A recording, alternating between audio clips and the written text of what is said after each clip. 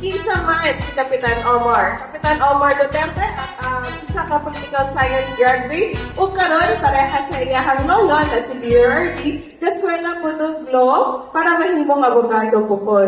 Ug laban na po das unang apo sa ato ang dating presidente no, ato Mayor Rudy Duterte. Paglaban na po na wala po na siya plano mo dagan ng Congress, pero tungo na itong dating kauban na naman, or linya naman, nila Marcos o Romualdez, na mismo nagtaog-daog sa pamilya Duterte, paglaban na kay Bipinday. Paglaban na dili po ito musugod ang mga Marcos ang mamuno dari sa tuwa, na maski dili pa presidente, si Mayor Rudy Duterte, siya na nakabalo na sila mismo ang gikan sa masa o para sa masa dari sa atong syudad. Tama ba?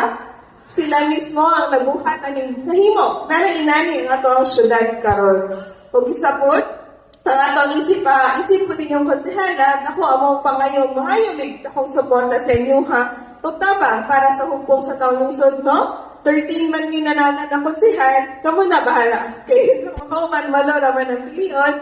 Pero of course po siguraduhon jud nato, syempre atong mayor no, Mayor Rudy Duterte, Vice Mayor Sebastian Duterte, ug lamang na atong congressman ko no, Omar Duterte. Atong inusarang party list, PPP party list, ug lamang na ang atong senatorial candidate sama po sa PDP laban no, guest candidate na to, kauban na rin karon si Pastor Kibuloy, ug atong mga PDP laban, mga 9 or 8, 9 sila mga kandidato na naadira. So mahibalan na to na tayo listahan, aron, dilisod madayon ang impeach kay Bibi Sara sa pagbotohan nila paghuman sa pinilian.